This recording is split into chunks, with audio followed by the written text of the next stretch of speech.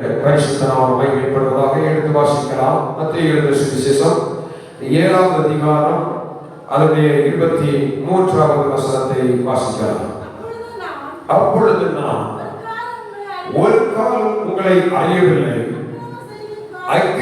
அக்கிரம செய்கைக்காரரே என்னை விட்டு அகன்று போங்கள் என்று அவர்களுக்கு சொல்லுவேன் என்றார். Praise the Lord. ஹல்லேலூயா.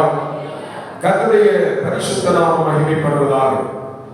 இந்த நாட்களில் அநேக தேவ பிள்ளைகளுடைய வாழ்க்கையில் அவன் ஒரு எதிர்பார்ப்பு உண்டு. கர்த்தருடைய சமூகத்திலே வாசிக்கப்பட்ட இந்த வசனத்திற்கும் சொல்லுகிற காரியங்களை தொடர்பில்லாதது போல இருக்கலாம். ஆனால் ஸ்தோத்திரம், அவருடைய நாமம் மகிமைப்படுவதாக. ஒவ்வொரு தேவ பிள்ளைகளும் நாம் நினைக்கிறோம், நான் கர்த்தரை தேடுகிறேன், ஒவ்வொரு நாளும் ஜெபம் பண்ணுகிறேன், ஒவ்வொரு நாளும் ஆண்டுடைய சமூகத்தை காத்திருக்கிறேன். ஆனால் என் வாழ்க்கையிலே, என் குடும்பத்திலே நடக்க வேண்டிய நன்மைகள், கிடைக்க வேண்டிய ஆசீர்வாதங்கள் கிடைக்கவில்லையே என்கிறதான ஒரு அங்கலாய்ப்பு, ஒரு ஏக்கம் அநேக தேவ பிள்ளைகளுடைய வாழ்க்கையிலே இருந்து கொண்டிருக்கிறது. Praise the Lord. ஹல்லேலூயா. ஆனால் என்றாலும் ஒரு நாள், ஏன் என்னுடைய வாழ்க்கையில் இப்படி ஒரு நிலைமை, என் தேவனுடைய சமூகத்திலே இவ்வளவு தூரம் ஜெபித்தும், என் தேவனுடைய பாதத்திலே இவ்வளவு தூரம் கண்ணீர் வடித்தும் என் கண்ணீருக்கு பலன் கிடைக்கவில்லையே ஏன் என்று நம்மை நிதானித்து பார்த்திருப்போமானால் அது மிக மிக குறைவு. ஹல்லேலூயா. அவன் பேதுரு ராமுழுதும் பிரயாசப்பட்டார், இரவு முழுதும் பிரயாசப்பட்டு வலையிலே மீன் அகப்படாத போது படகை கரையிலே கொண்டு வந்து அந்த வலைகளை படகிலிருந்து கீழே இறக்கி அதை அலசி பார்த்தார். ஏன் மீன் அகப்படவில்லை? ஹல்லேலூயா. ஸ்தோத்திரம். அவன் அலசி பார்த்துக் கொண்டிருந்த நேரத்தில் தெளிவாய் புரிந்து கொள்ள வேண்டும், என் வாழ்க்கையில் ஏன் ஆசீர்வாதம் கிடைக்கவில்லை என்று நினைத்து சொல்லி வேறொரு காரியத்திற்காக அவன் பிரயாசப்படவில்லை. மாறாக அதே படகிலே அதே வலையை அவை வைத்துக் கொண்டு அந்த வலையை இது சரியில்லை என்று மாற்றி போடாமல் அந்த வலையை அலச ஆரம்பித்தான். அவன் அலசி கொண்டிருந்த அந்த நேரத்தில் ஆண்டவராய் இயேசு கிறிஸ்துவிடத்திற்கு கடந்து வருகிறார். நல்லதொரு ஆலோசனை கொடுக்கிறார், அதன்படி செயல்படுகிறார். கர்த்தர் ஒரு ஆசீர்வாதத்தை கட்டளையிட்டார். ஹல்லேலூயா. என்னை கேட்கிற தேவ பிள்ளைகளே, இன்னைக்கு நம்முடைய வாழ்க்கையில் ஆசீர்வாதங்கள், மேன்மைகள், நாம் நினைக்கிற காரியங்கள் அவை நிறைவேற வேண்டுமானால், வாய்க்க வேண்டுமானால் நாம் செய்ய வேண்டிய காரியம் என்ன? அவை ஸ்தோத்திரம். கர்த்தருடைய நாமம் மகிமைப்படுவதாக. 1 யோவானின் புஸ்தகம் அவன் 2ஆம் அதிகாரத்தில் 4ஆம் அதிகாரத்திலே வாசிக்கும் பொழுது அங்கே விதமாய் சொல்லப்பட்டிருக்கிறது. வாசியுங்கள். அவரை அறிந்திருக்கிறேன் என்று சொல்லியும் அவருடைய கற்பனைகளை கைக்கொள்ளாதவன் பொய்யனாயிருக்கிறான், அவனுக்குள் சத்தியம் இல்லை. ஹல்லேலூயா. எல்லாம் தெரியும், சத்தியம் தெரியும், ஆண்டவருடைய வசனம் தெரியும், ஆண்டவருடைய கற்பனை தெரியும், ஆண்டவருடைய கட்டளை தெரியும். கேட்டால் சொல்லுவாங்க, எனக்கு தெரியாத வசனமா என்ன? ஸ்தோத்திரம். ஹல்லேலூயா. எனக்கு தெரியாத சத்தியமா என்ன? Price the Lord. நான் என் சிறு வயதிலிருந்து, என்னுடைய அப்பா அம்மா காலத்திலிருந்து, என் தாத்தா பாட்டி காலத்திலிருந்தே நான் கிறிஸ்தவனாகும். Price the Lord. ஹல்லேலூயா. ஆனால் ஆண்டவர் சொல்லுகிறார், அந்த வசனம் இவ்விதமாய் சொல்கிறது, அவரை அறிந்திருக்கிறேன் என்று சொல்லியும் அவருடைய கற்பனைகளை கைக்கொள்ளாதவன் யாராக இருக்கிறானா? கர்த்தருடைய நாமம் மகிமைப்படட்டும். ஹல்லேலூயா. ஏன் என்னுடைய ஜெபம் கேட்கப்படவில்லை? ஏன் என் வாழ்க்கையில் ஆசீர்வாதம் இல்லை? ஏன் என் வாழ்க்கையில் இழப்புமே இழப்பு? ஆமென். Praise the Lord. வசனம் சொல்லுகிறது, அவருடைய சொல்ற கற்பனைகளை கைக்கொள்ள வேண்டிய பிரகாரம் கைக்கொள்ளவில்லை. ஹல்லேலூயா. அவன் எப்படிதான் ஜெபித்தாலும் ஜெபத்துக்கு பதில் வரவில்லை. ஏனென்றால் வாழ்க்கையிலே தேவன் வைத்த கற்பனைகளை கைக்கொள்ளாதவர்களாய் நாம்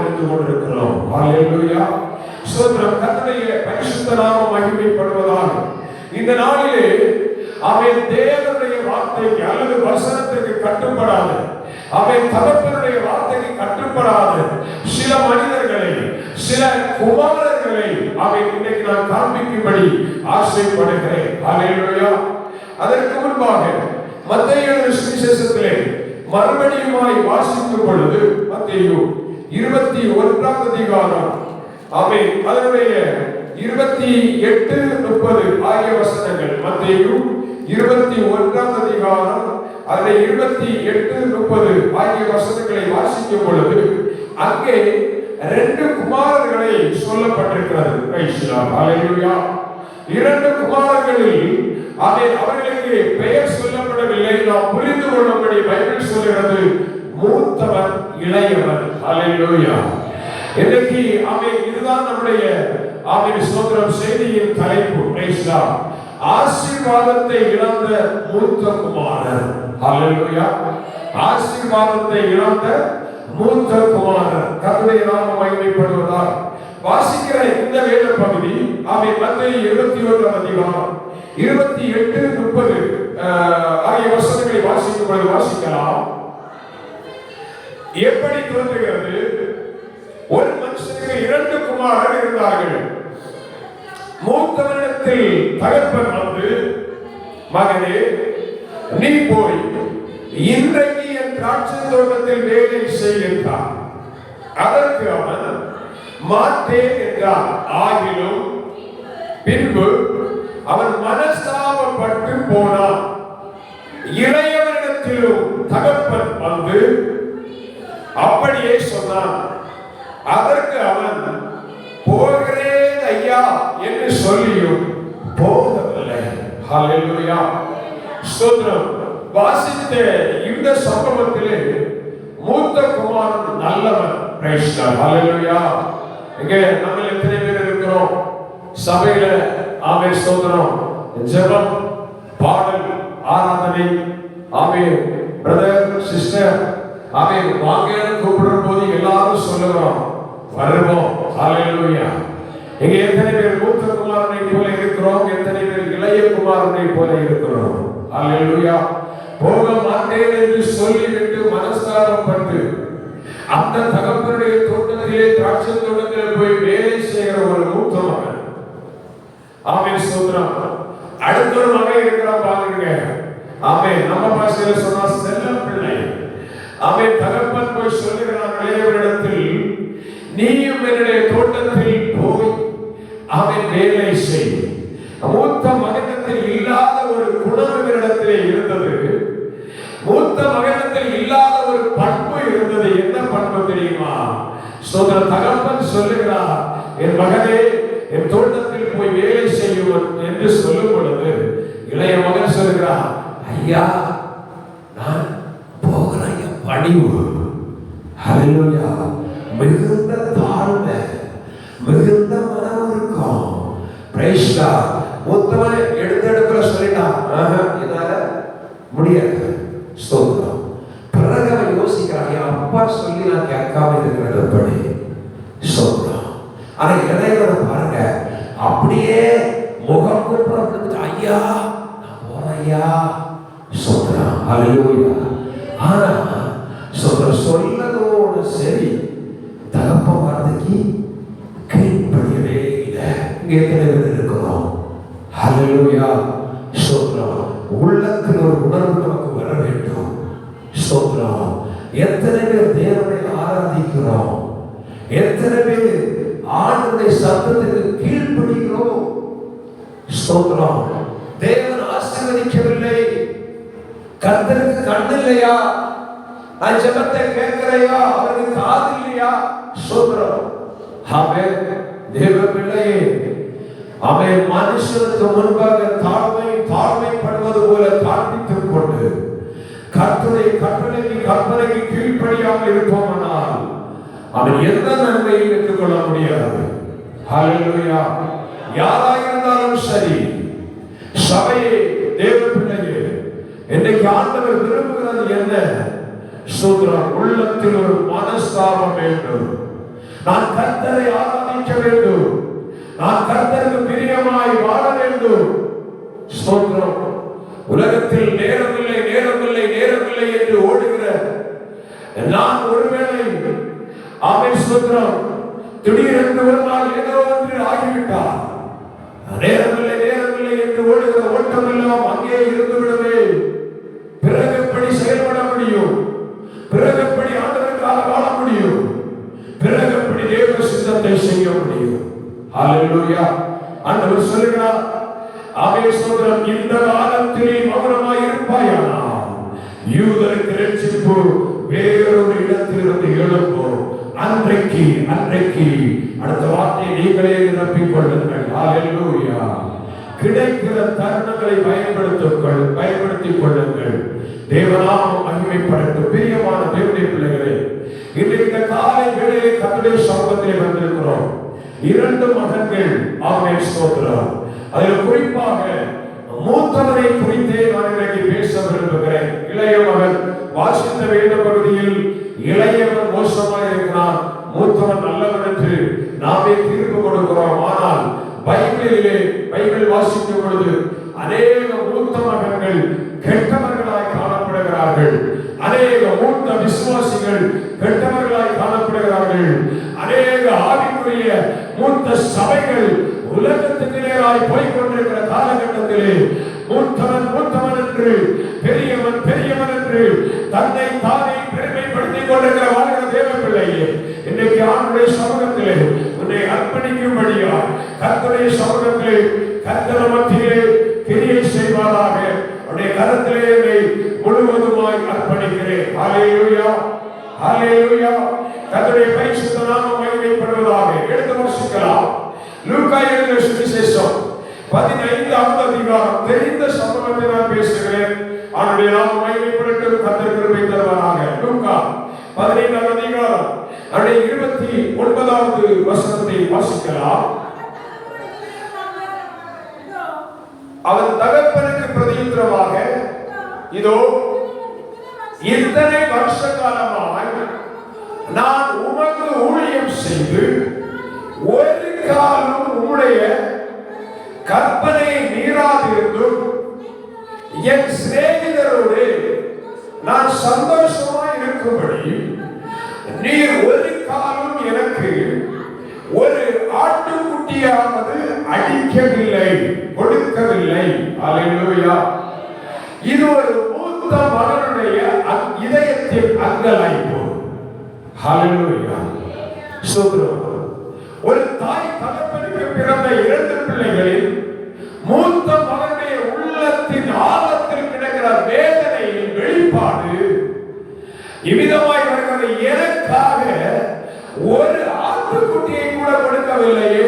தகப்பனை பார்த்து கேட்கிற ஒரு கேள்வி,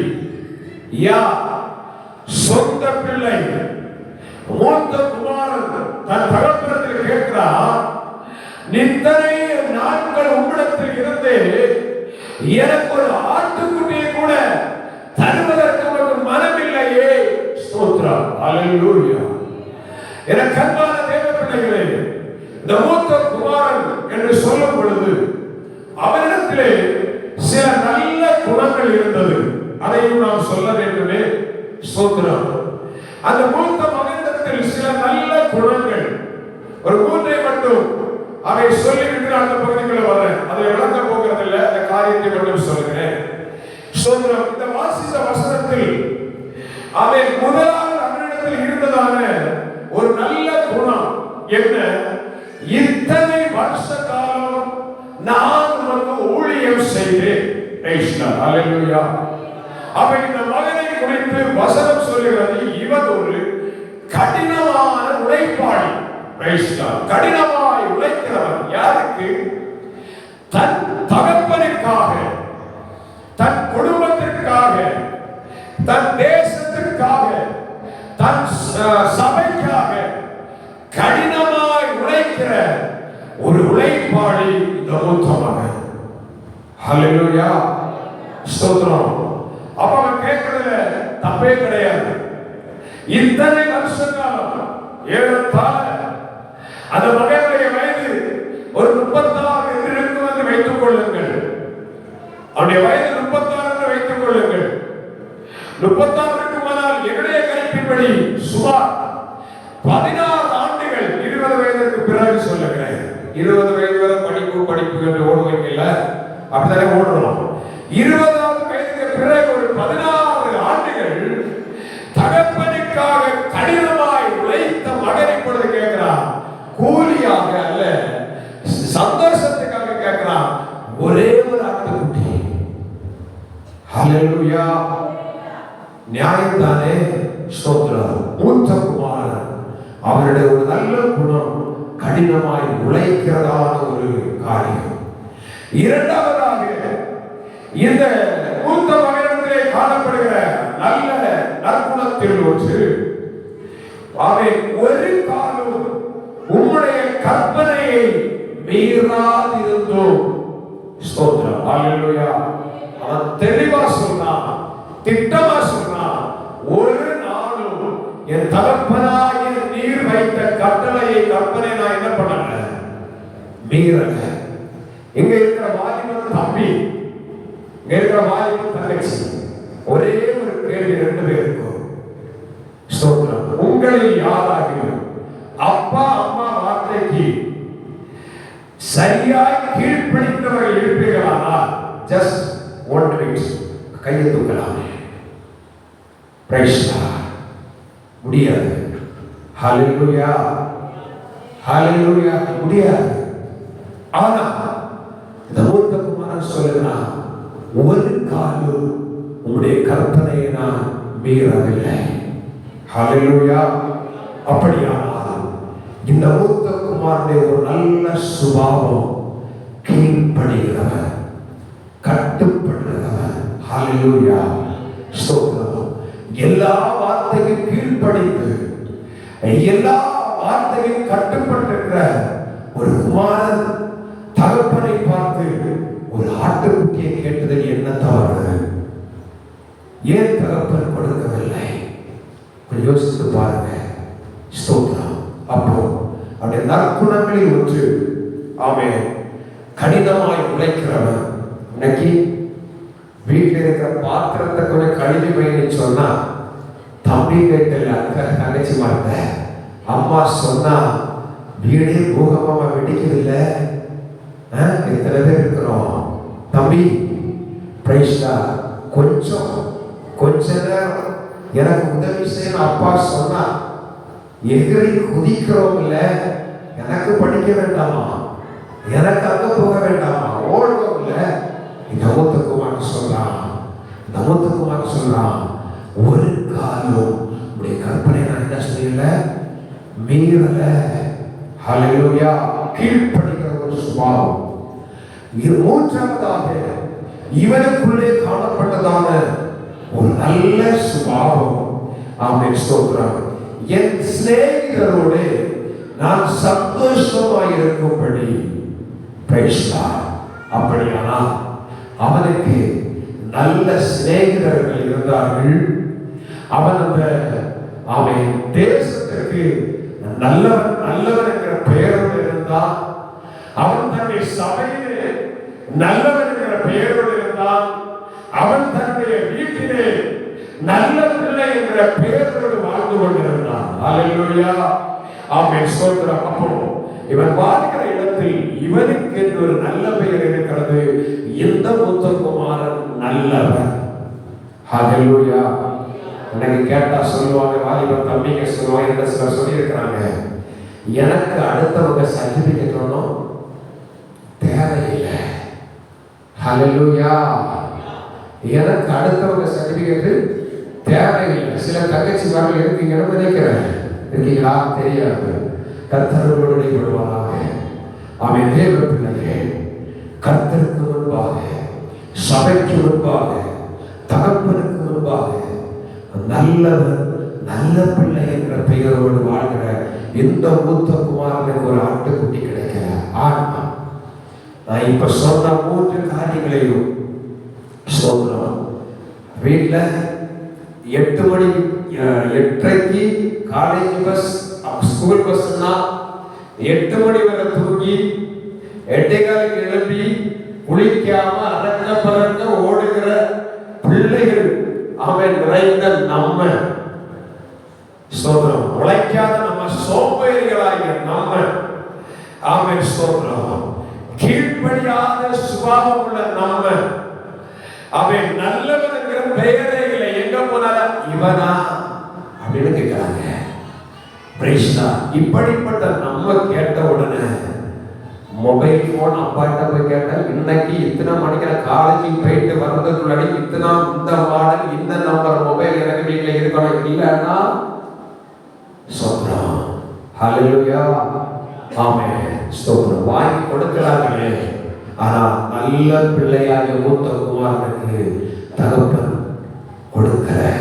ஹல்லேலூயா. இது என்னுடைய செய்தி அல்ல, கர்த்தரை நான் புரிந்து கொள்ளப்படிதான் பேசிக் கொண்டிருக்கிறேன். இப்போ இந்த 3 நல்ல குணங்களை சொன்னேன். இவனிடத்திலே இந்த வெளியில கடினமான உழைப்பாளி, வெளியில கீழ்ப்படிகிறவன், வெளியில நல்லவன் என்கிற பெயர். இப்ப இவனுக்குள்ளே இருக்கிற ஒரு பொல்லாத கிரியை பார்க்க போகிறோம். இதுதான் பிரச்சனை. சோதரா, ஹல்லேலூயா. அவன் இப்பதான் நம்ம புரிந்து கொள்ள போகிறோம். அவை ஆண்டவருடைய நாமம் மகிமைப்படுவதாக கடைசி வசனம் சொல்லுகிறது. 30வது வசனம் சொல்லுகிறது, வாசிக்கலாம். வேசிகளிடத்தில் உம்முடைய ஆஸ்தியை அழித்து போட்ட உம்முடைய குமாரனாகிய இவன் வந்தவுடனே கொழுத்த கன்றை இவனுக்காக அடிப்பித்தீரே என்றார். ஹல்லேலூயா. சபையே, தேவ பிள்ளை, இன்னைக்கு எத்தனை பேர் நம்மிலே ஸ்தோத்திரம் இவன் வந்தவுடனே இப்படி எல்லாம் செய்றீங்க இல்ல, இவன் சொன்னவுடனே இப்படி எல்லாம் செய்றீங்க இல்ல, சுத்தி காட்டுறியா? அந்த மூத்த குமாரனிடத்திலே 3 நல்ல குணங்களை சொன்னேன். ஆனால் அவனுக்குள்ளே மறைந்து கிடந்ததுதான் பொறாமை, எரிச்சல், துர்க்குணம், மற்றவர்களுக்கு விரோதமான கபடங்கள். ஹல்லேலூயா. பிரியமான தேவனுடைய பிள்ளையே, வெளி வேஷம் நன்றாய்தான் இருக்கிறது, வெளி பாசாக்கு நன்றாய்தான் இருக்கிறது.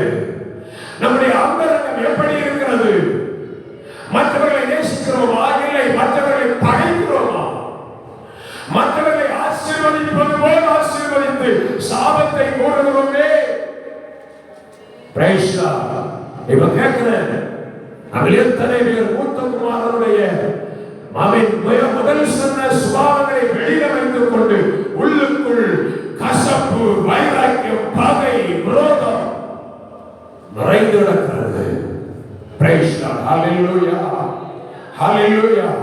என்னை கேட்கிற தேவ பிள்ளைகளே, இங்கே அவன் விதமாய் சொல்லுகிறார்,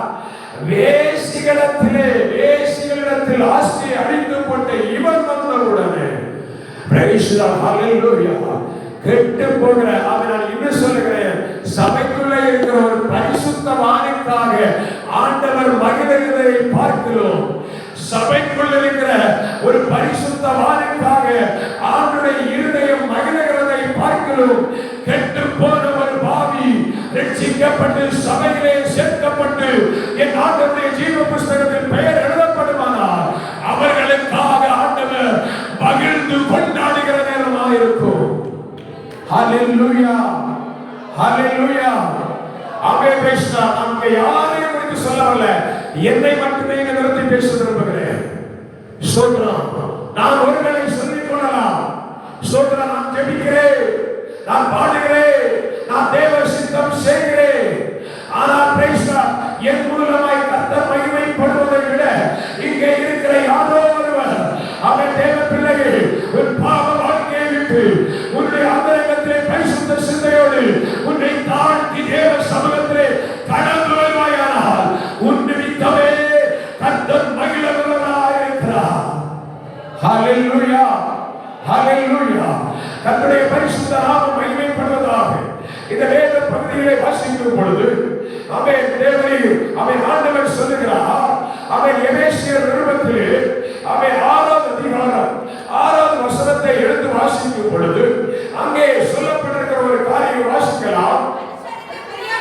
மனுஷனுக்கு பிரியமாயிருக்க விரும்புகிறவர்களாக பார்வைக்கு ஊழியம் செய்யாமல் கிறிஸ்துவின் ஊழியக்காரராக மனப்பூர்வமாக தேவனுடைய சித்தத்தின்படி செய்யுங்கள். ஹல்லேலூயா, ஹல்லேலூயா. தேவ பிள்ளையே, நீ யார் என்பது கர்த்தருக்கு முக்கியமில்லை. நீ எப்படிப்பட்டவன் என்பது ஆண்டவருக்கு முக்கியமில்லை. உன் அழகு ஆண்டவருக்கு முக்கியமில்லை. உன் பணம் ஆண்டவருக்கு முக்கியமில்லை. உன் குடும்பத்தின் செல்வத்து ஆண்டவருக்கு முக்கியமில்லை. ஆண்டவர் சொல்கிறார், நீ அடிமையானாலும், நீ சுயாதீனானாலும், நீ விரும்பப்படாதவனா இருந்தாலும், நீ வெறுக்கப்பட்டவனா இருந்தாலும், ஆமென், பிரைஸ் தி லார்ட், ஆமென், ஆமென், அவன் செய்கிற நன்மையின்படியே கர்த்தரிடத்தில் பலனை அடைவான் என்று ஆண்டவர் சொல்லிக் கொண்டிருக்கிறார்.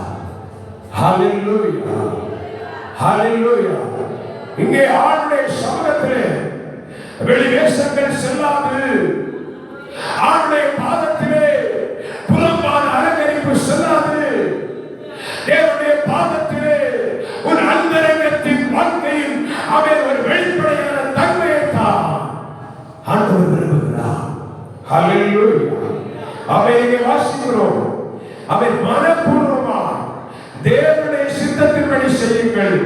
அடிமையானவனானாலும் சுயாதீனமானவனானாலும் அவனவன் செய்கிற நன்மையின்படி கர்த்தரிடத்தில் பலனை அடைவான் என்று அவன் சொல்லப்பட்டிருக்கிறது. ஹல்லேலூயா, ஹல்லேலூயா. பிரியமான தேவனுடைய பிள்ளைகளே, ஒன்றை தெரிந்து கொள்ள வேண்டும். இந்த தகப்பனுடைய இளைய மகன் ஒரு நாள் தகப்பனிடத்திலே சண்டையிட்டான். ஒரு நாள் தகப்பனிடத்திலே வம்பு பண்ணினான். சொல்றான், நான் சில பிள்ளைகளை குறித்து சொல்லுகிறேன். அவன் இங்கே இருக்கிற சில பெரியவர்கள் கூட இங்கே இருப்பீர்கள். அவன் சொல்ற தகப்பனிடத்திலே தாயிடத்திலே அன்பு பாராட்டாமல் இது எத்தனை குடும்பங்களிலே சொத்துக்கான சண்டை. அவன் விட்டு கொடுக்க மனமில்லை. அவன் சொல்றான், எனக்கு வர வேண்டிய பங்கு வரவில்லை. கோபத்தோடு எரிச்சலோடு காணப்படுகிறோமே. ஸ்தோத்திரம். இந்த இளைய மகன் தகப்பனிடத்திலே போய் கேட்டான், நான் என் விருப்பப்படி நான் வாழுவேன், என் விருப்பப்படி நான் செய்வேன். நான் உங்களுடைய பிள்ளை, எனக்கு வர வேண்டிய பங்கை எனக்கு தாரும் என்று கேட்டு வாங்கினான். சண்டையிட்டு வாங்கினான், பிரச்சனை பண்ணி வாங்கினான். தகப்பனுக்கு வேறு வழி தெரியவில்லை. தனக்கு இருந்த சொத்தில் பாதியை இளைய மகனுக்கு கொடுத்து அனுப்பினார். அவன் கடந்து போனான். நமக்கு அந்த பகுதி இப்பொழுது தேவையில்லை, அழித்து போட்டான். மறுபடியும் மனம் திரும்பினாய். இளைய மகன் வந்த பொழுது நான் இங்கே ஒரு காரியத்தை சொல்ல விரும்புகிறேன். என்னை கேட்கிற தேவ பிள்ளையே, நீங்கள் யாராக இருந்தாலும் சரி, அவை இருக்கிற இடத்திலே உங்கள் உள்ளத்திலே ஒருவேளை நான் தேவனை விட்டு தூரமாக இருக்கிறேன் என்ற நினைவு வருமானால் நீங்கள் எழுப்பி என் அப்பாவிடத்திலே போவேன் என்று ஒரே ஒரு அடி காலெடுத்து வைப்பீர்களானால், ஒரு அடி முன்னோக்கி வைப்பீர்களானால், இதோ என் அருமையானவராக இயேசு கிறிஸ்து என் மகன் வரமாட்டானா, என் மகன் வரமாட்டானா என்ற ஏக்கத்தோடு எதிர்பார்த்து கொண்டிருக்கிற ஆண்டவர், நீ ஒரு அடி முன்னால் வைப்பாயானால் ஓடி வந்து உன்னை கட்டி பிடித்தழைத்து, ஓ மகனே, ஓ மகனே என்று உன்னை அழைக்க என் ஆண்டவர் துடித்துக் கொண்டிருக்கிறார். ஹல்லேலூயா. இளைய மகன் தகப்பனிடத்தில் வந்த பொழுது வேதனையோடு கொடுக்கிற தகப்பன் ஓடி வந்து மகனை கட்டிப்பிடித்தார். வீட்டுக்கு வெளியே வந்து அழைத்தார். மகனை வாயில் அழைத்து வீட்டுக்குள் கொண்டு போனார். அந்த பகுதியிலே கீழே வாசிக்கும் பொழுது சொல்லப்பட்டிருக்கிறது, அந்த மூத்த குமாரனோ வயல்வெளியில் இருக்கிறார், வேலை செய்து கொண்டிருக்கிறார். அவன் நிலத்திலே பணிவிடை செய்து கொண்டிருக்கிறான். பணிவிடை செய்து கொண்டிருந்த அந்த மூத்த மகன் எதுவுமே தெரியாதவனால் வீட்டிலே வரும்பொழுது வீட்டில் கொண்டாட்டம், அவன் மகா பெரிய ஆர்ப்பரிப்பு, சந்தோஷம் கொண்டாடி கொண்டிருந்தார்கள். அந்த மகனாவே வேலைக்காரன் ஒருவரை அழைத்து கேட்கிறார், என்ன நடக்கிறது, என்ன நடக்கிறது, என்ன நடக்கிறது? அந்த வேலைக்காரர் சொல்லுகிறான், உங்களுடைய இளைய மகன் வந்தார். ஹல்லேலூயா. உங்களுடைய இளைய மகன் வந்தார்.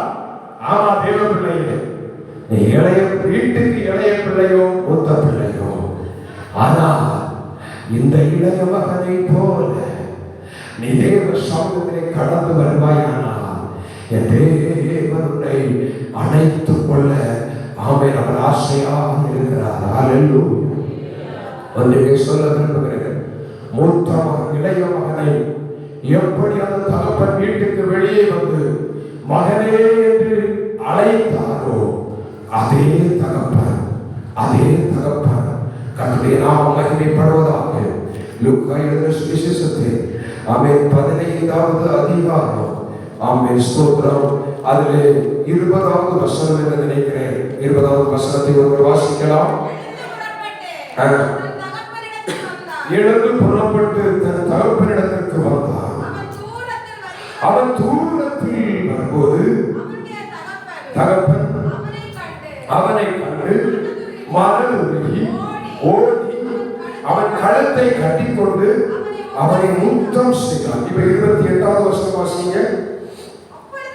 அப்பொழுது அவன் கோபமடைந்து உள்ளே போக மனதில்லாதிருந்தான். தகப்பனோ வெளியே வந்து அவனை வருந்தி அழைத்தார். ஹல்லேலூயா. இளைய மகனை அழைத்த அதே தகப்பன் அதே அன்போடு அதே பாசத்தோடு மூத்த குமாரனிடத்திலோ வீட்டுக்கு வெளியே வந்து வருந்தி அழைத்தார். ஹல்லேலூயா. இந்த அழைப்பை ஏற்றுக்கொள்ள மூத்த மகனுக்கு மனமில்லை. காரணம் என்ன? உள்ளத்துல பொறாமை, உள்ளத்துல எரிச்சல், உள்ளத்துல வைராக்கியம், உள்ளத்துல பகை. தெளிவாக சொல்லப்பட்டிருக்கிற ஒரு காரியம் கோபம். ஹல்லேலூயா. கோபம். அவன் கோபம் அடைந்து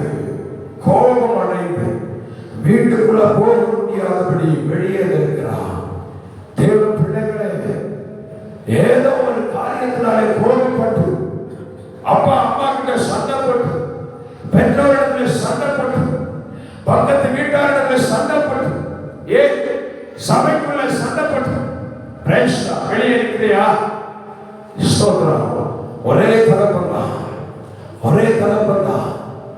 பாவியாய் இருக்கும் பொழுது உன்னை தேடி வந்த அதே தகப்பன் மறுபடியும் உன்னை தேடி வந்திருக்கிறார். அவையை மன்னிக்க முடியல.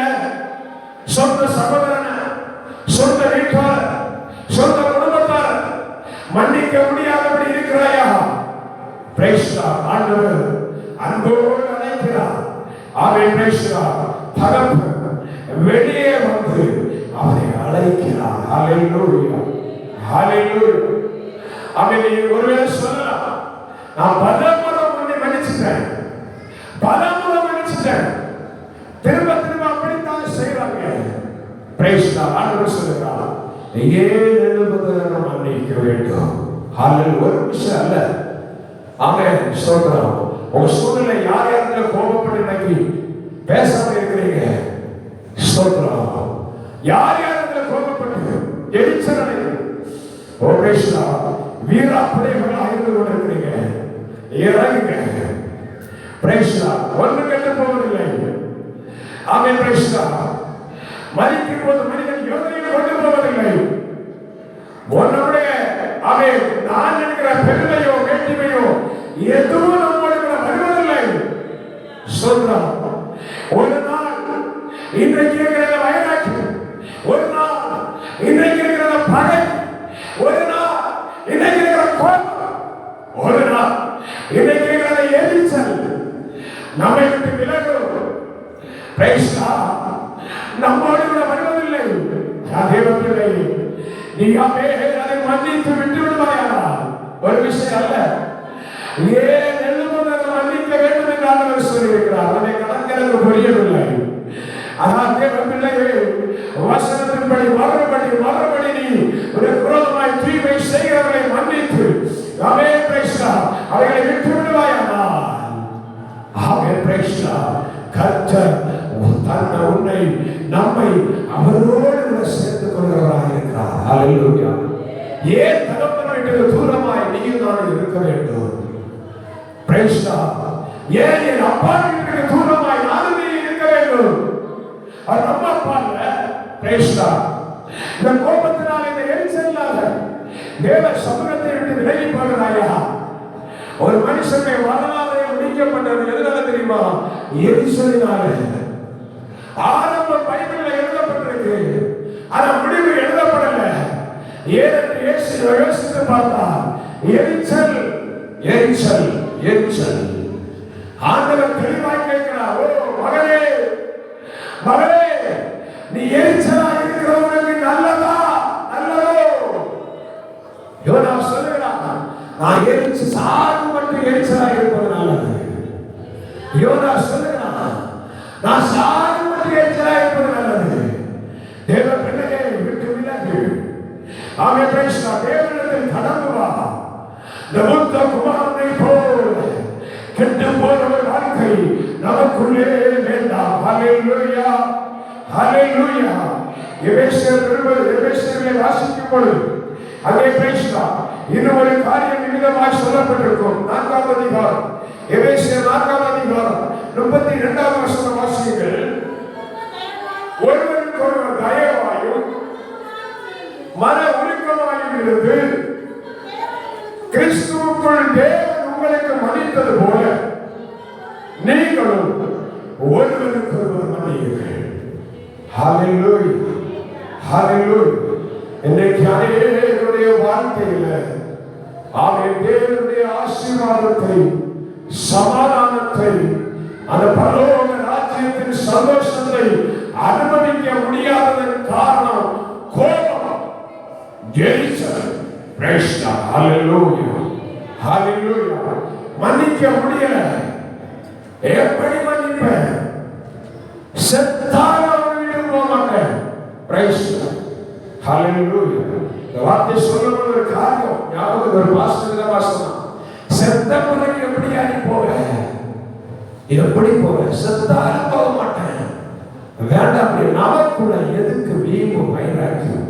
விட்டு விட்டு தேவ சமூகத்தில் கொஞ்சம் தாழ்மைப்படும்படி இறங்குவீர்களானால் அதோ மூத்த இளைய குமாரனை தேடி போன அந்த தகப்பன் அவே நம்மை தேடி வந்து கொண்டிருக்கிறார்.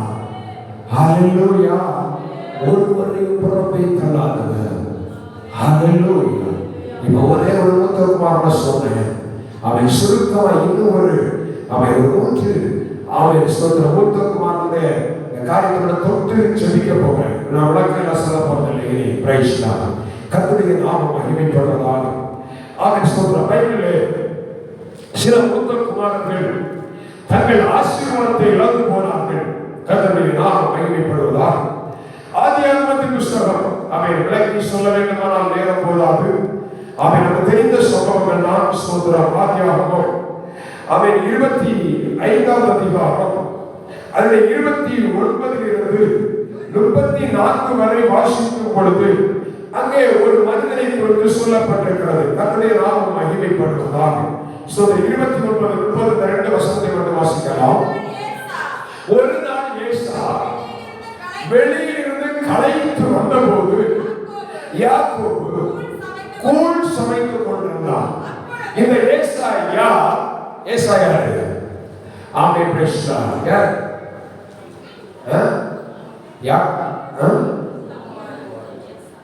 Price God. மூத்த மகன் அப்படின்னு வச்சுக்கோங்க. Praise God. புரிந்து கொள்ளும்படி அதை கீழே ஒருத்தர் சொல்லப்பட்டிருக்கு. யாரு? யாக்கோபு. இவன் யாரு? இளையவன். அதாவது ஏசா அண்ணன், யாக்கோபு தம்பி. அண்ணன் தம்பி. அவன் வசனத்தின்படி ஒரு நியாய பிரமாணத்தின்படி மூத்தவனுக்கு சேஷ்டபுத்திர பாகம் உரிமை உள்ளது. இந்த ஏசா முதல்ல சொன்ன அதே சம்பவம். மூத்தவன் யாரு? கடின உழைப்பாளர். இளையவன் யாரு? நம்ம அதையெல்லாம் செய்யறதே இல்லை. கிடைக்கிறத தின்னுட்டு நம்ம பாசையில சொன்னா தெண்டச்சோறு மாதிரி வீட்டில் கிடக்கும். ஹல்லேலூயா. சொல்றோம். இங்கே அதுதான். ஏசா எங்க போய் உழைச்சா? காட்டுல, வனத்துல மிருகங்களை வேட்டையாட கடந்து போனான். யாக்கோபு எங்க இருக்கிறான்? ஆமா, மற்றவர் யாரு? அம்மா சமைச்சு கொடுப்பாங்க, இவர் அழகா எடுத்து உள்ள தள்ளிட்டே இருப்பாரு. இதுதான் இவர் வேலை. சொல்றான். ஆனா மூத்தவங்க நல்லவன் தான். ஆனால் இந்த சம்பவம் தெரியும். அவன் தேவன் அவனுக்கென்று வைத்திருந்த ஆசீர்வாதத்தை சிவப்பாய் தெரிந்த கூழுக்காக இழந்து போனான். ஹல்லேலூயா. உலக ஆசீர்வாதத்திற்காக, உலக சுகபோகத்திற்காக அவன் ஆதாம் இன்னைக்கு ஆராதனை ஆண்டவர் உணர்த்துற காரியம். அவன் ஸ்தோத்திரம். ஆதாமை தேவன் மகிமையாய் சிருஷ்டித்தார். அவன் அந்த ஆதாம் அவன் மூத்தவனாய் வந்தான். இளையவளாய் வந்த ஏவாள் ஆதாமை கெடுத்து போட்டார். ஹல்லேலூயா. வசனம் சொல்லுகிறது, கண்களுக்கு இன்பம், பார்வைக்கு இன்பம். Praise God. அது பார்க்க பார்க்க அழகா இருக்கு, இன்பமா இருக்கு, இனிமையா இருக்கு என்று சொல்லி அவன் அவள் அதை பறித்தாள், புசித்தாள். இப்படி சொல்லுகிற உலகத்தில் அவன் தேவனுக்கு, அவன் ஆண்டவராய் இயேசு கிறிஸ்துவுக்கு சுதந்திரமாய் காணப்படுகிற மூத்த பிள்ளையாகிய நாம் ஒவ்வொருவரும் உலகத்தின் மேல் கண்களை வைத்துக் கொண்டு உலக ஆசை, உலக சிற்றின்பம், உலக இச்சை, லௌகிக கவலைகளினால் பாரப்பட்டு துக்கப்பட்டு வேதனைப்பட்டு கர்த்தர் நமக்கு வைத்திருக்கிற ஆவிக்குரிய வேலைகளை, ஆசீர்வாதங்களை இழந்து போகிறோமே. ஸ்தோத்திரம். ஏசா பாத்திரத்தில் பளபளப்பாய் வீசின தோன்றின அந்த கூடை பார்த்த பொழுது கூழுக்கு மயங்கினான்.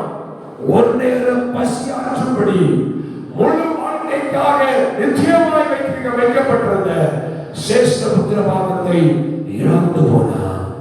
ஹல்லேலூயா. உலக சிற்றின்பம் யாராக மாட்டிக் கொண்டிருக்கு? Praise God. அப்பாவுக்கு தெரியாம, அம்மாவுக்கு தெரியாம ரகசியத்தில் எந்த திட்டங்கள், எந்த தீர்மானங்கள் உள்ளத்தில் வைத்துக் கொண்டிருக்கிறோம். Praise God. அநேக பாவ கிரியைகள் உலகத்தில் தமிழ் தலைவர்கள் நடக்க முடியவில்லை. Praise God. சில பாவங்கள், சில ரகசிய திட்டங்கள், சில ரகசிய தீர்மானங்கள். Praise God. மனைவிக்கு தெரியாம புருஷன் செய்கிற சில காரியங்கள். ஸ்தோத்திரம். புருஷனுக்கு தெரியாம மனைவி செய்கிற சில காரியங்கள் பரலோக ராஜ்யத்தை, ஆவிக்குரிய நன்மைகளை இழந்து போய் கொண்டிருக்கிறோம். ஹல்லேலூயா. Praise God. தேவ பிள்ளைகளே, மூத்த மகன் ஏசா கூளை பார்த்த பொழுது மயங்கினான், சேஷ்ட புத்திரபாகத்தை இழந்தான். மூன்றாவதாக ஆமென் சொல்ற முதலாவது ஆமென் நாம் தியானித்தோம். அடுத்ததாக சொன்னேன் ஏசா அவன் அவருடைய வாழ்க்கையில் பார்த்தீங்கன்னா ஒரு நேர சாப்பாட்டுக்காக சேஷ்ட புத்திரபாகத்தை இழந்தான். ஸ்தோத்திரம். அடுத்து அவன் ஆதியாகமம் 49ஆம் அதிகாரத்தில் வரப்பொழுது அவன் ஸ்தோத்திரம் அதே 3-4 ஆகிய வசனத்தை வாசிக்கும் பொழுது அங்கே யாக்கோபுக்கு 12 பிள்ளைகள். யாக்கோபு எத்தனை பிள்ளைகள்? 12 பிள்ளைகள். 12 மூத்தவன் யார்? ரூபன். இப்ப சேஷ்ட புத்திரபாகம் யாருக்கு வேண்டும்? யாருக்கு கிடைக்க வேண்டும்? ரூபனுக்கு வேண்டும். ஆனால் நடந்தது என்ன? ஆசீர்வாதமாய் குடும்பத்திலே செல்வ செழிப்பாய் வாழ வேண்டிய அந்த மூத்த மகன் அவன் ஸ்தோத்திரம் தன்னுடைய கட்டுப்பாட்டை இழந்து பாவத்தை செய்ய கடந்து போனபடியினாலே சாபத்தை விலை கொடுத்து வாங்கினான். ஹல்லேலூயா. ஹல்லேலூயா. தகப்பனால் ஆசீர்வாதத்தை பெற வேண்டியவன் அந்த ரூபனை குறித்து வீதமாய் சொல்லுகிறது. ரூபனே, நீ என் சேஷ்ட புத்திரன், நீ என் சத்துவமும். தெளிவாய் புரிந்து கொள்ள தகப்பன் சொல்லுகிறார். நீ யார்? அங்கே இருக்கிற ஒவ்வொரு பிள்ளைகளை குறித்து, இதற்கு இருக்கிற ஒவ்வொரு தனிநபரை குறித்து ஆண்டவர் சொல்லுகிறார். Praise God. ஆமென். நீ என்னுடைய சேஷ்ட புத்திரன். Praise God. நீதான் ஆசீர்வாதத்திற்குரியவன், நீதான் மேன்மைக்குரியவன், என் சத்துவமும் என் முதல் பலனுமானவன். நீ மேன்மையில் பிரதானமும் வல்லமையில் விசேஷமுமானவன். ஹல்லேலூயா. நம்ம எப்படி பண்ணலாம்? திரும்ப வீட்டில் போய் திரும்ப படிச்சு பாருங்க. அவன் மேன்மையானவர்கள், வல்லமை விசேஷமானவர்கள். நம்முடைய வாழ்க்கையில தன்னடக்கம் இல்லாமல் திடீரென்று வருகிற எரிச்சல், கோபம், அடக்கிக் கொள்ள முடியாத சூழ்நிலைகளினாலே பாவம் செய்யும்படி கண்களினால் பார்த்தவுடன் இச்சை, கண்களினால் பார்த்தவுடன் இது நல்லா இருக்கு, அழகா இருக்கு. சிம்சன் இறந்து போன பார்த்தீங்களா? ஸ்தோத்திரம். பெலிஸ்தரின் குமாரத்தியில் ஒரு பெண்ணை கண்டு இவள் என் கண்ணுக்கு என் கண்ணுக்கு ஆமா. எத்தனை பேருக்கு அவன் பார்த்த உடனே இச்சை, ஏதோ ஒரு பொருளை பார்த்தோட இது எனக்கு வேணும், இது எனக்கு வேணும். கடைசியா எந்த கண்ணால பார்த்து இது நல்லா இருக்கு நல்லா இருக்குன்னு சொன்னானோ அதே கண்கள் பிடுங்கப்பட்டது, அதே கண்கள் பிடுங்கப்பட்டது. ரூபனே, தண்ணீரை போல தளமினவரே, சாபம் ஆசீர்வாதத்தை இழந்துவானா? தேவப்பிள்ளையே, இன்னொருத்தரை கூட சொல்லி நான் கடந்து போக விரும்புகிறேன். 1 சாமுவேலின் புஸ்தகம், கர்த்தருடைய நாமம் மகிமைப்படுவதாக. 1 சாமுவேலின் புஸ்தகம் 14வது அதிகாரம் 6, 7 ஆகிய வசனங்களை வாசிக்கும் பொழுது வேண்டாம் தேவையில்லை. அங்கே ஒரு காரியம், எலியாப் என்று சொல்லப்படுகிற ஒரு மூத்த மகன், எலியாப் என்று சொல்லப்படுகிற ஒரு மூத்த மகன். அவனிடத்தில் இருந்த ஒரு காரியங்கள் என்ன? படிப்பு இருந்தது, நல்ல உணர்வாக இருந்தது, பதவி இருந்தது, பட்டம் இருந்தது. யாருக்கு? யாருக்கு? ஆமென். Praise Lord. தாவீதின் அண்ணனாகிய எலியாப் மூத்தவன். அழகா நான் நினைக்கிறேன் இன்னைக்கு பிரைஸ் லார்ட் அநேக வாலிபர்கள், அநேக இளம்பெண்கள், ஏன்னு தெரியல எனக்கு, அது சிந்தையில் அப்பாற்பட்ட வார்த்தைகள் வந்து கொண்டிருக்கிறது. ஸ்தோத்திர வாலிபர்கள், வாலிப பிள்ளைகளுக்கே குறிப்பிட்ட வார்த்தைகள் வந்து கொண்டிருக்கிறது. ஸ்தோத்திர அநேக தங்களுடைய அழகை பிரதிபலிக்கும்படி, உடல் அழகை பிரதிபலிக்கும்படி பியூட்டி பார்லர் அது இதுன்னு போய் பாடி கட்டாவைகளோடு போறாங்க. இந்த ஏரியாவும் அப்படித்தான். ஆண்டவர் சொல்லுகிறார், இவருடைய சரீர தோற்றத்தை நீ பார்க்காதே, இவருடைய முக அழகை நீ பார்க்காதே. இவன் மூத்தவன் தான், இவன் படித்தவன் தான், இவனுக்கு பதவி இருப்பது உண்மைதான், இவன் சபையின் ராணுவத்தில் பெரிய மனுஷன் தான், இவனுடைய உடல் அழகை நீ பார்க்காத. கர்த்தரோ இதயத்தை பார்க்கிறார், உள்ளத்தை பார்க்கிறார். ஆண்டவர் எலியாவிடத்திலே கண்டது என்ன? உள்ள சில பெருமை. நான் யார் தெரியுமா? ராணுவத்தில் பெரிய ஆளாக்கும். எலியாவின் உள்ளத்தில் இருந்தது என்ன? நான் கட்டளையிட்டா உடனே 100 பேர் யுத்தத்துக்கு போவாங்க. பெரியாரு. ஆண்டவர் சொல்லுகிறார், இவருடைய முக தோற்றத்தை, உடல் அமைப்பை பார்க்காது, கர்த்தர் இருதயத்தை பார்க்கிறார். அன்பு சகோதரா, அன்பு சகோதரி, ஓ இருதயம் இன்னைக்கு எப்படி இருக்கிறது? ஓ இருதயம் எப்படி இருக்கிறது? மனுஷனுக்கு தெரியாது, ஆனால் ஆண்டவர் பார்க்கிறாரே. ஸ்தோத்திரம். ஆமென்.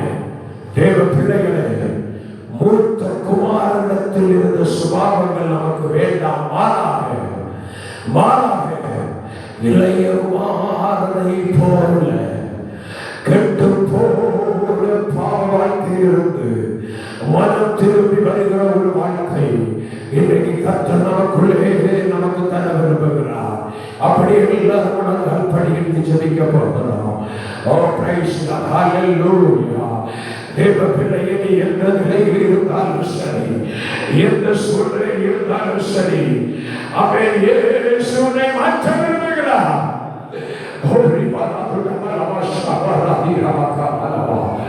எத்தனை பேர் ஒப்புக்கொள்கிற ஆயத்தம்? தேவ சமூகத்தை விட்டு ஓடாதே, தேவ பாதத்தை விட்டு விலகி போகாதே. யோனா மிகப்பெரிய தீர்க்கதரிசி, கர்த்தருடைய வார்த்தையை பகிரங்கமாய் தெளிவாய் உரைத்தவர்.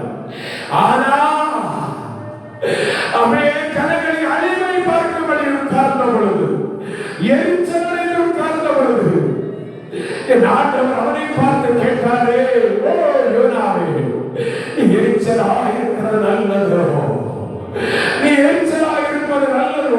இன்னைக்கு சபையே உன்னை பார்த்தால் அவர் கேட்டுக் கொண்டிருக்கிறார். உன் பாவ வாழ்க்கையை விட்டு கொஞ்சம் வெளியே வா, உன்னுடைய அந்தரங்க பாவ கிரியை விட்டு கொஞ்சம் வெளியே வா. ஏற்றுக்கொள்ள ஆயத்தமாக இருக்கிறார். தீயவர் திருடரும் கொடியவர் கொலைஞரும் இயேசுவில் மாற்றம் பெற்றார். மாறிய மனதுடன் மங்கள வாழ்வுக்கு அழைக்கிறார். ஓடியே வா. தீயவர் திருடரும் கொடியவர் கொலைஞரும் இயேசுவில் மாற்றம் பெற்றார். மாறிய மனதுடன் மங்கள வாழ்வுக்கு அழைக்கிறார். ஓடியே வா.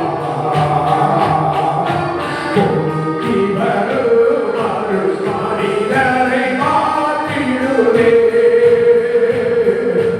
மங்கி போன மனம் ஒரு நாளில் மலர்ந்திடுவே. போக்கி வரும் மனிதரை மாற்றிடுவே. திருவையின் கால்களை தயவுடன் ஏற்றிட கனிவுடன் வருகையின் நாடினில் வருத்திட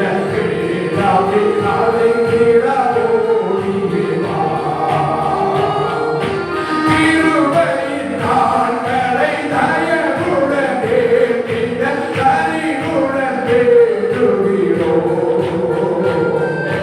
வருகையின் நாடினில் வருத்திட அழைக்கிறார்.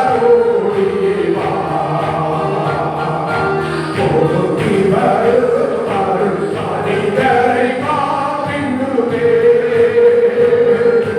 மங்கி போன மனம் ஒரு வாழ்வில் மலர்ந்திடுவே. போக்கி வரும் மனிதரை மாற்றிடுவே. தீயவர் திருடரும் கொடியவர் கொலைஞரும் இயேசுவில் மாற்றம் பெற்றார். பாரிய மனதுடன் மலங்கள வாழ்வுக்கு அழைக்கிறார். ஓடியே வா. தீயவர் திருடரும் கொடியவர் கொலைஞரும் இயேசுவில் மாற்றம் பெற்றார். பாரிய அவை எல்லாரும் சமன் அர்ப்பணித்து என்னை ஒரு விஷயம் பரிசுத்தப்படுத்துவாரே. போக்கி வரும் மனிதரை மாற்றிடுவே, மங்கி போன மனம் ஒரு வாழ்வில் மலர்ந்திடுவே. போக்கி வரும்